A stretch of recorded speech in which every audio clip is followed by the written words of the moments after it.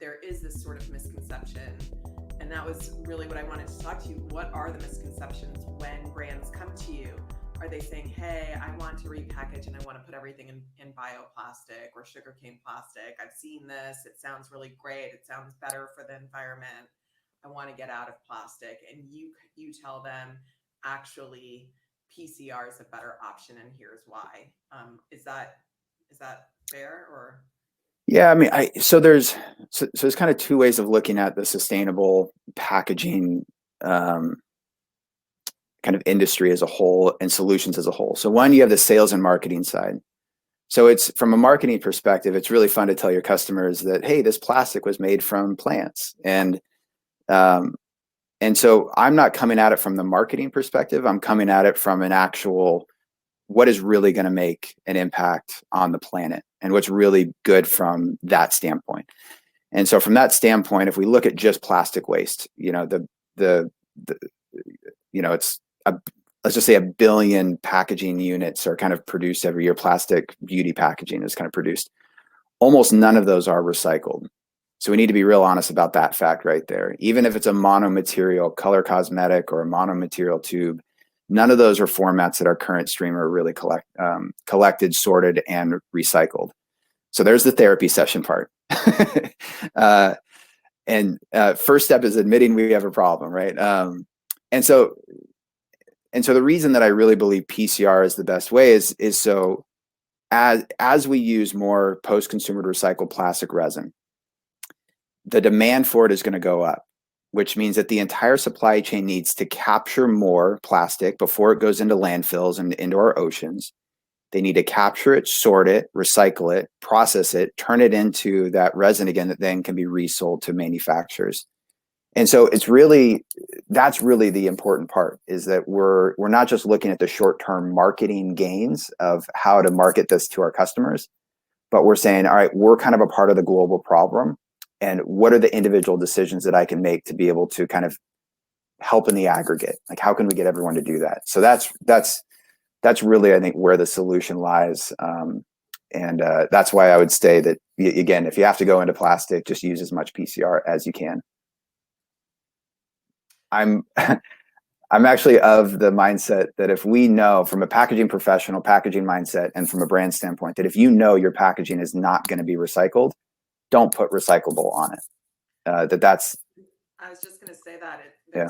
there's a difference between recyclable and this will actually be recycled. Yeah, and it's because we've asked the wrong question. We've asked the easier question: is it recyclable? And the technical question to that is, yeah, like almost everything is recyclable. Like there is a way to be able to recycle almost anything. The better question is, will it be recycled? Or how likely is this to be recycled? And then we can't stop there. We have to say, okay, so it's likely to be recycled. How is it going to be recycled? Where is it going to be recycled? And when is it going to be recycled? Because I mean, if anyone on the call or watches this, I encourage you to go to Netflix and watch some of the documentaries are there, because they're really insightful about, where our curbside pickup waste has been going for, many, many years and isn't going anymore. China used to buy all of it and they're not anymore. And so it's,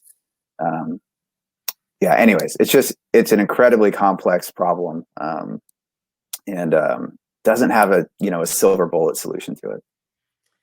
Yeah, it was really, I'm located in Northern California, which is kind of an eco hub of the United States. And we have what we think is a pretty robust recycling program. Everybody composts here. It's totally normal. And 60 Minutes did a segment on the green wall and actually went to Recology, which is in my county. Happened to go to San Rafael and interview, they were doing their investigative reporting, and they talked to the COO of Recology. And he was in this massive warehouse with bundles and bundles of recycled plastic. They bundle it up into these big blocks. And they just asked him, well, now that it's not going to China, where is it going to go? And he said, several different countries where they're shipping off this material. And the question was, well, does it actually get recycled there? Mm. And his answer was, we don't know.